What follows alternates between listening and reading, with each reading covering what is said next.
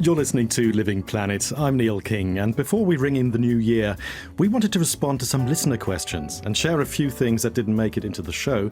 And joining me in the studio for that is Living Planet's Kathleen Schuster. Hi, Neil. How you doing? Pretty good. Got through the year all right? Yeah, I feel like I'm crawling to the finish line this year. Well, we're almost there, right. And you brought some questions along, right? You went through the Living Planet inbox and had a look. Yeah, that's right. So we've had several people write in asking questions. And we actually had a couple write in from Munich. They're not from Germany, but they had a question to do with our What's Betters. They wanted us to do a little bit of research on their behalf related to their coffee drinking habits. Ah. Yeah, so maybe we'll listen to that clip first. Hi, I'm Chris from Brazil. I'm Camila from Poland. And we are talking from Germany. We love coffee and we often get a cup to go. But those paper cups produce a lot of waste, and we are thinking about getting reusable ones. But those are often made of plastic, they need washing, and they will be replaced around every year. So how often do you think we should use the reusable cups to compensate for the paper ones? Thank you, love the show, bye-bye. Bye-bye. Well, first of all, I'm just a really big fan of a couple writing in together and then recording a clip for us. That was great. So thank you for that, Chris and Camilla. So the question is, like, is it worth getting a reusable cup versus just getting your coffee to go and throwing away the cup? But you researched this, right? You talked to an expert about this. This wasn't just... I talked to two experts. Two experts. Yeah. Covered my bases. Yeah, exactly. So there are a lot of questions that have to be answered with, whether or not a reusable cup pays off environmentally. So the first question is, what materials are you using? Because there are all different kinds, like plastic, stainless steel, how often it needs to be washed and what kind of environmental impact that could have. And then also the question of like how long you'd actually be using it. And that was their question, like, does it really make sense to go reusable, especially with the question of like, what material is the cup actually made from? I don't know, like, do you use a reusable cup or? Well, I've got a mug, but then here at the coffee machine, it's like, I think they're plastic beakers. They used to have they used to have plastic beakers. Sorry, it's paper cups now. But I tend to get the paper cups. You don't ever bring your coffee from home? Well, I have my teacup, and it's like, I don't know, the teacup is just for tea. I don't use it for coffee. Coffee wouldn't work in this cup. I don't know. It tastes different. I think it tastes different. Yeah, but I mean, I think, a lot of people do use them, and they're right to point out, a lot of these coffee cups that you would have in your car or whatever with a screw-on lid, they tend to be made of plastic. And so that was their question with all of these things. So the first person that I contacted was this expert from South Africa named Dr. Pippa Notten, and she's the director of a sustainability consultancy called The Greenhouse. Now, part of the reason why I wanted to get in touch with her specifically was because she was one of the authors on a report by the UN Environmental Program, and they had looked at literally dozens of these peer-reviewed studies in English that were trying to answer this very question. Does it matter what material a reusable cup is made from? How does it stack up against a single-use paper cup, etc.? And this is what she had to say when I asked her. Actually, not at all. Interestingly, I would say if you're looking at a reusable cup, you're really not particularly worried about the materials because that's a relatively small portion of their whole life cycle impact. If it's got a really nice design, it's a really nifty product and does actually get reused 30, 40, 50 times, then that was the right material for that reusable cup. So I think whether it's a polypropylene or a silicone or a bamboo, reusable, it really makes very little difference. The important thing is the design of the cup such that it will actually be retained, reused.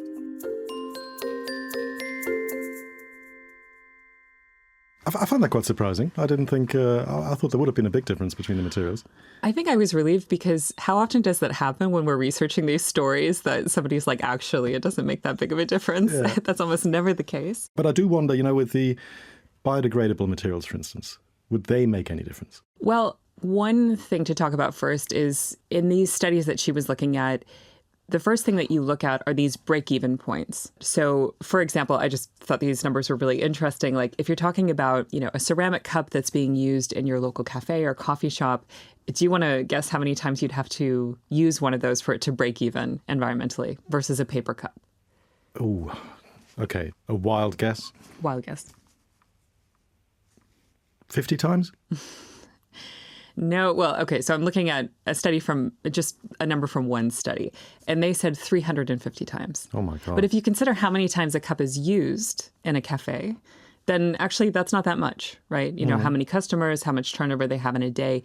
And what it all came down to was, you know, how efficient their dishwasher was, actually. That was like 90% of the environmental impact of that ceramic cup had to do with how it was being washed. So then if you start looking at other materials like stainless steel, it's like 130 times. And then when you start talking about plastics, coming back to your question, it's around 20 to 30 times. So the expert I spoke to about plastics is a man named Dr. Christian Moretti, and he's based in Switzerland at one of their largest scientific research institutes called the Paul Scherrer Institute.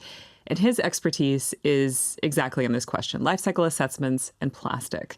And so I was asking him, like, does it really matter, you know, if I go buy some sort of 100% recycled plastic reusable cup or something that is some sort of mix of bamboo and plastic or some other organic material? He said, well, there's this one really interesting example with a bio-based plastic called polylactic acid. So this is how he explains it. Polylactic acid, so this is PLA, and PLA is bio-based and is biodegradable and technically can be recycled, but this doesn't happen because it cannot be recycled together with other plastic. Yeah, it can be composted, but it's not technically feasible in many countries. So typically it gets incinerated or landfilled, and yeah, that's not what was designed for. Well, okay. So, I mean, there are options with biodegradable plastics, but I also feel like there's a lot of greenwashing going on there. We have to be very careful which bioplastic we go for, because some of them have the same structure as real plastics, right? Even if they're called bioplastics. Yeah, and the point he's getting at is it really depends on where you live. Does the recycling system in your community able to deal with that in terms of the technology that they're using? It might sound great to buy something made of 100% recycled plastic or some sort of biopolymer. But if you're buying it because you think, well, it will definitely be recycled at the end of its life, that's where it's not so clear, you know. So anyway, what I found really super interesting, though, was that in all of these studies, there was no single material that came out on top. Okay. So it was just, you know, if you have a reusable cup, the simple answer is go with that. Yeah. And hold on to it. And hold on to it. Use it as long as you can. And then also, you know, if you're going to wash it, try to put it in a full dishwasher. Don't like just individually wash it. That was the other main point that both of them were adamant about. Right. Yeah, getting across. So it's actually a simpler answer than we usually have. That's it's kind great. of strange. That's great. And I'm sure Chris and Camilla will be very chuffed by that. I mean, maybe they could even share a cup. No? They're a couple. No? You could bring that footprint down even more. Right, Kathleen, we had another listener write in, and this was about the leather episode that you did. Very interesting episode, that. Every time we talk about the leather episode, it just... The sound of that word just it always sounds... What does it conjure up, Kathleen? Tell me. Nothing in particular. Yeah, so we had this episode about whether animal-based leather versus non-animal-based leather was better for the environment, which is better. And over the course of that episode, of course, we had to talk about the environmental impact of the meat industry because that's where the cow hides come from. And in doing so, we were talking about the water footprint, which is a pretty big one for the meat industry.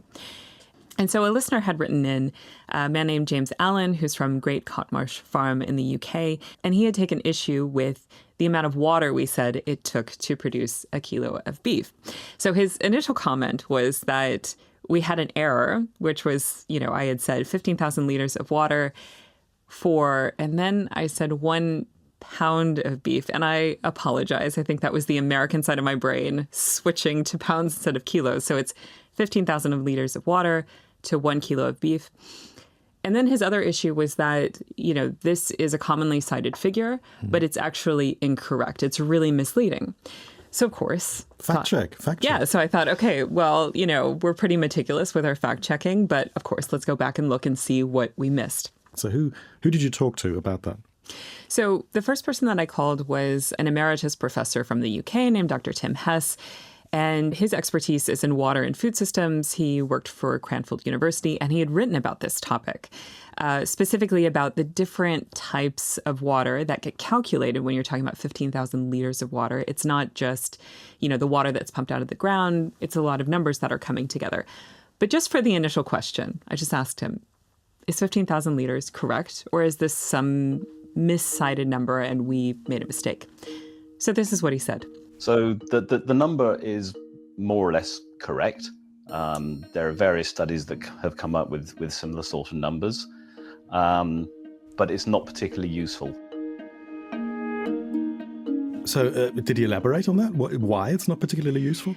Right. So it comes down to this question of what type of water you're talking about. And this was the other point that the listener, James Allen, had brought up too, which is that there are different types of water that are being calculated.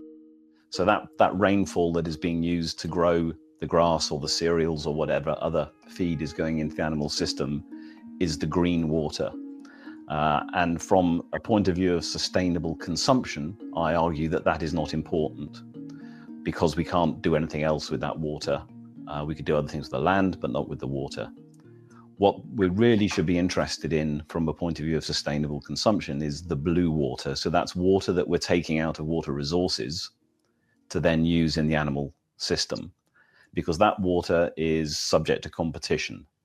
If we use that water for irrigating pasture or for irrigating cereal crops to feed the animals, we can't then use that water to sustain the ecology, or we can't use that water to provide drinking water for people. So there's a direct competition over those water resources. Okay. But I mean, also the green water, I'm not sure. I mean, I collect green water at home. We've got a cistern, and I use it to water the garden with, during dry spells. So I think green water can also be collected and used for other purposes. It's not as if it's just falling and it's gone. Right. That's correct, too. But I think, with a lot of cattle, that's like the pastures where they're feeding, it tends not to be land that can be used for anything else as well. And it's not really taking water out of the system in that sense either. Yeah. And that varies a lot as well, depending on what country we're talking about. Yeah. How much does that vary? Is it really, that important where you produce? So that can vary quite a bit. And another expert that I called up, because of course we don't want to just talk to one person, was someone from the University of Groningen in the Netherlands named Dr. Winnie Leenes. And she's an expert on water resources in the field of environmental sciences, and had done some really interesting work on these comparisons in Europe. And so they were looking at the Netherlands versus Spain, for example. And, the Netherlands is famously very rainy and very green. And Spain is comparatively, in large parts of the country, very dry. This is how she explained it. The water footprint is far lower than the 15,000 liters that we find on average in literature. For example, for the Netherlands, it's about half, because we have a very efficient production system in the Netherlands. For Spain, it was a bit larger. But then when we start zooming in, looking at the differences between Spain and the Netherlands, we see that in Spain, blue water footprints are a bit larger than in the Netherlands, because in the Netherlands, we do not rely so much on irrigation water. And what we also see that the differences are caused by imports of the Spanish system from outside Spain, mainly from South America, from where they import soybean.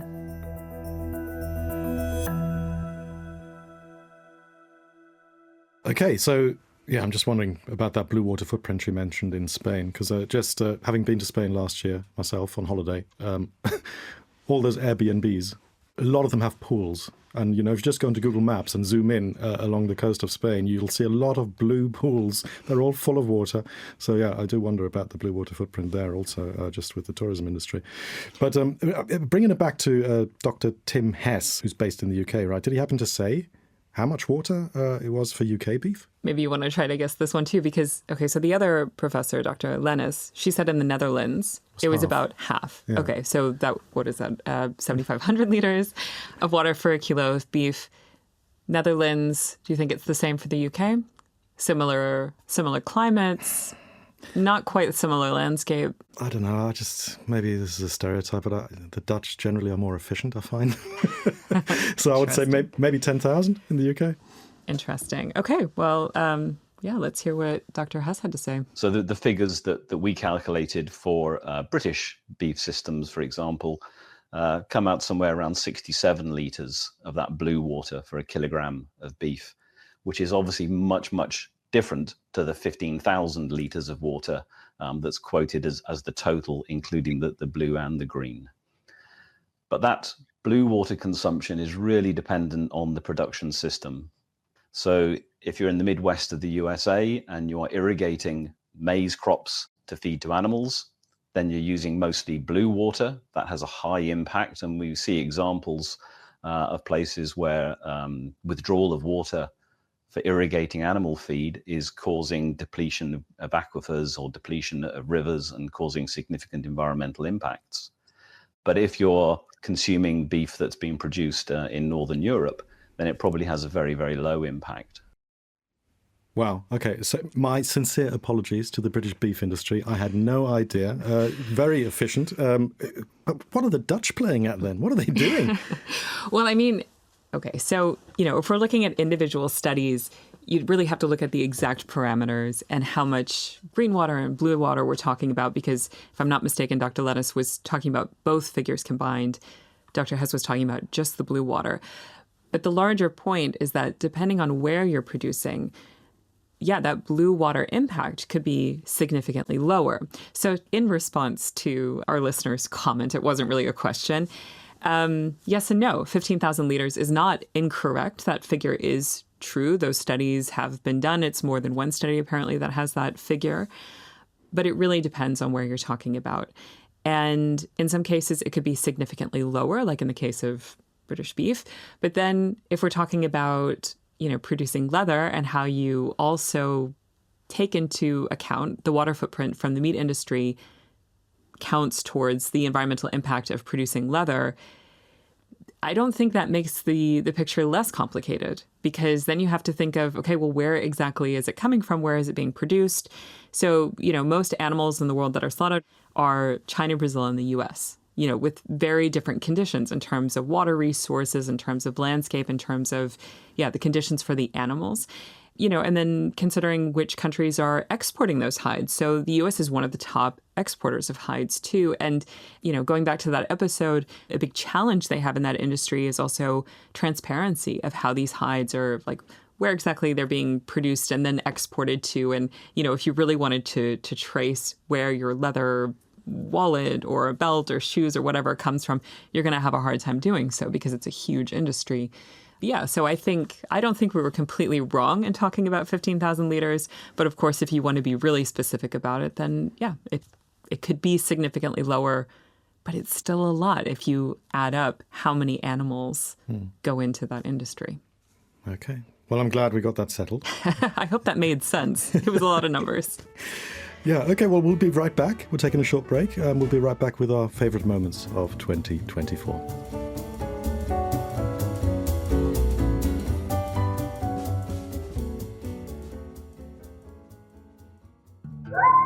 On this season of Threshold, we'll meet people who are devoting their lives to listening to what other beings are saying. These animals have incredible social lives. We need a better understanding of how important sound is in their society. It was a sound that I was completely unfamiliar with, and I could be confident that no human had ever heard that sound before. Find Threshold wherever you listen to podcasts. Welcome back to our end of year special. Neil here, and I'm in the studio with Kathleen sitting here right beside me, and we want to talk a little bit about some of the topics, some of our favourite topics that we had on Living Planet this year, right? Kathleen, is there anything that springs to mind? Well, favourite topics? That's such a hard question to answer because I feel like we've had so many different types of topics. And there's, just a lot that goes on behind the scenes and in interviews or in conversation that doesn't always make it into the episodes. There was one thing that happened recently that was really funny, just to kind of kick this off, which was a few weeks ago, I went to interview a physicist in Cologne, which is, maybe a half an hour from here by train. It's a city of about 1 million people. We're looking at light pollution. So we're walking around at nighttime. And, the interviewee was excellent, had so much to say.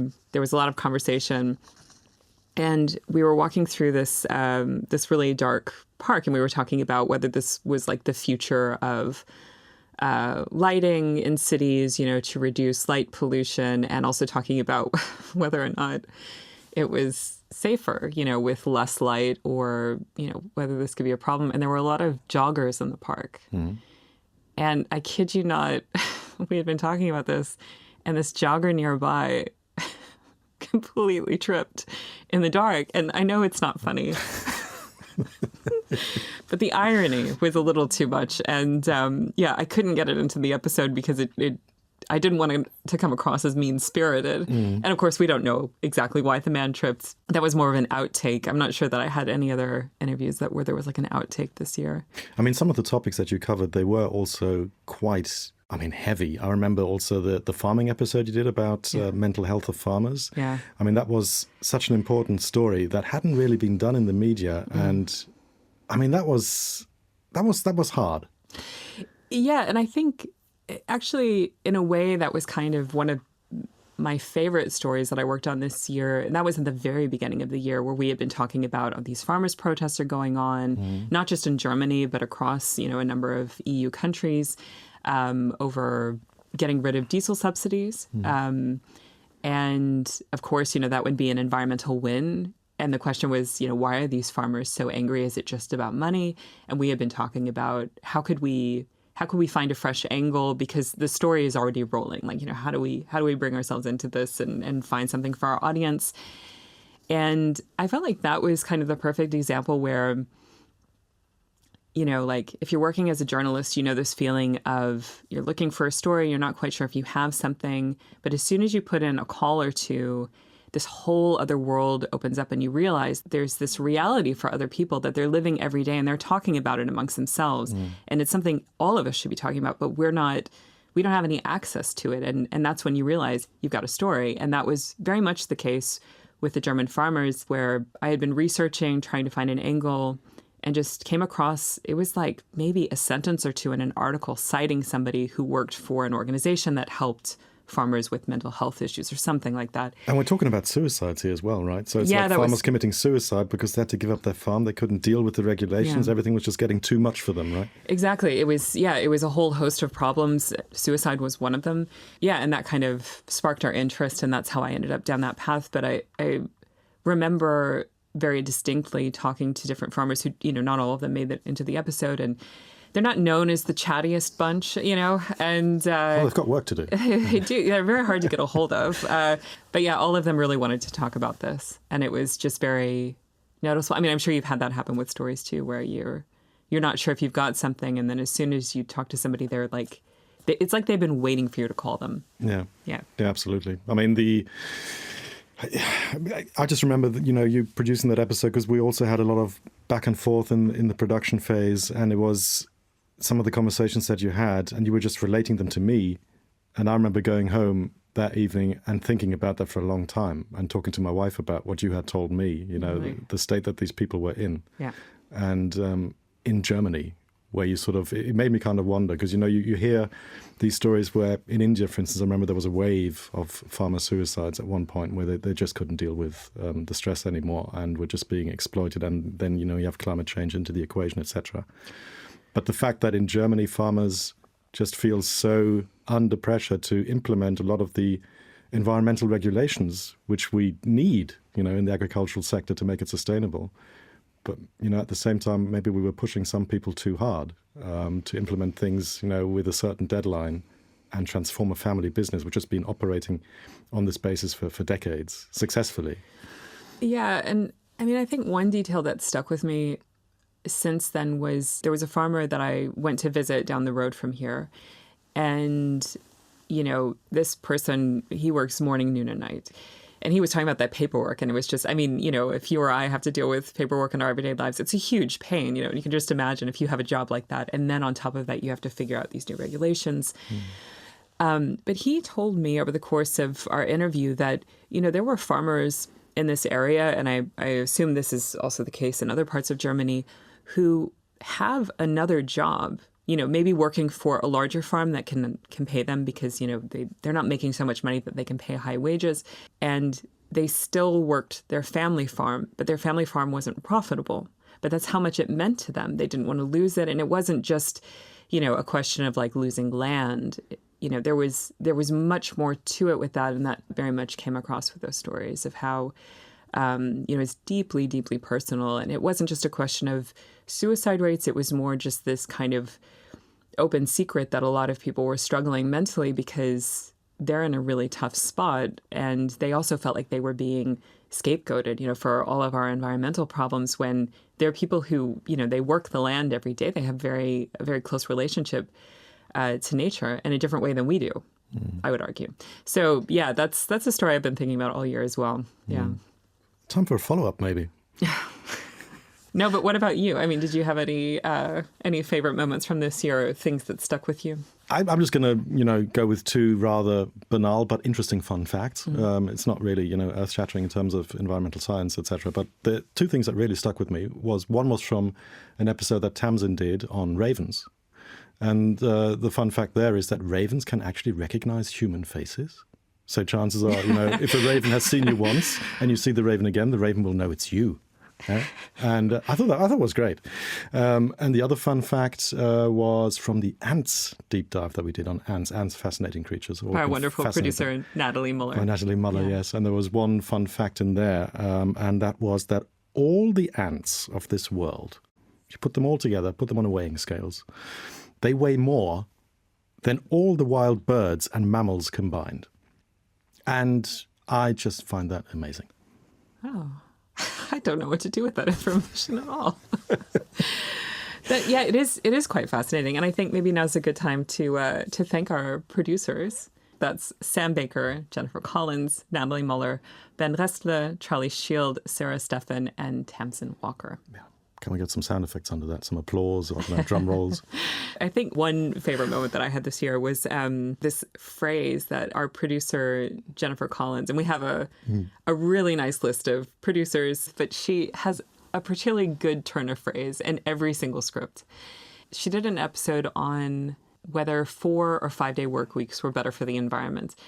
And she had this sentence where she was going like to the beginning of like the dawn of time, and how like hunter-gatherers, like how many hours a week they were working, so to speak. And she said something like, after you've put in your 20 hours of work, you can have a meal or shoot the breeze with somebody, or maybe do a hunter-gatherer hobby. And I remember just like that has been cracking me up all year because when I read that, I thought, what is a hunter-gatherer hobby? And I had to do the sound for that, too. And I thought, how do I come up with a sound for this? But it was, I thought it was so clever and just so funny that, just to even think that way. But seriously, every script, she always had one. Oh, yeah. Always. She's got a great sense of humor as well. But we also have, you did some digging, right? And you reached out to our producer pool and asked them for their favorite moments in 2024, right? Yeah, I had them record a few messages, so we're gonna end the show on that note, hearing from our producers, what they enjoyed and what was memorable for them.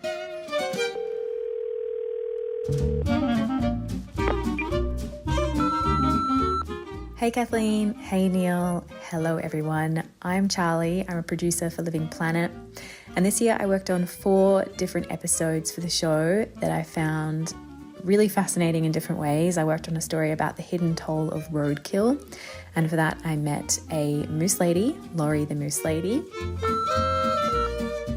My name is Natalie Muller and I'm one of the producers on the show. There have been so many cool facts that I've learned about the world around us, like with fungi. Did you know that an enzyme from a type of fungus, Aspergillus, is used to make Lego? Fungi have so many applications, it's really mind-boggling. Hi everyone, my name is Jennifer Collins, and the tea versus coffee episode really set me down all kinds of rabbit holes. And one of the things I couldn't include in the episode is that the indigenous populations were really big farmers, and their population was wiped out to such an extent that the farmed land turned back into forest and jungle, and that caused a period of global cooling that we now know as the mini ice age in the 1700s. That's according to one study. Hi everyone, I'm Sarah Steffen. I'd say my favorite moment this year was when I had Neil try that pea protein-based shake for the milk episode. And I can't quite forget the face he made when he drank that. Hi, this is Ben Restler. One of the standout moments for me this year has got to be working on the birdwatching episode. I went to a Berlin cemetery to attend this workshop, and it involved us staying there overnight, and I got to pitch my tent between tombstones, and that felt pretty peculiar at first. Of course, it was all cleared with the organizers, but pretty soon I got used to the idea and I felt quite comfortable. I actually slept really well.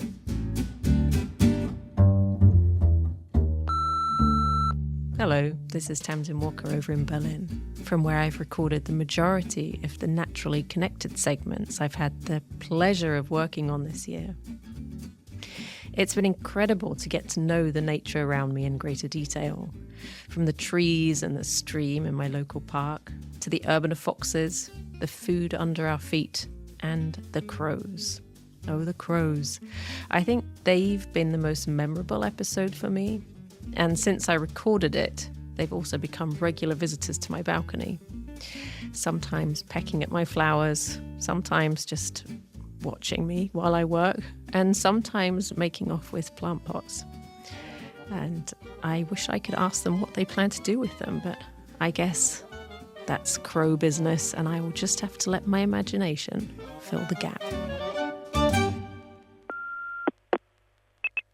Okay, time to wrap this up before the year's out. Many thanks to all our listeners and everybody who's been contributing to this programme this past year, starting with our wonderful sound engineers and all the fantastic colleagues at DW's Environment Desk. And if you are still drawing up some resolutions for the new year, why not draft a short and sweet review for Living Planet on the podcasting platform of your choice? It would certainly be a great start to the new year for us to see those popping up in January.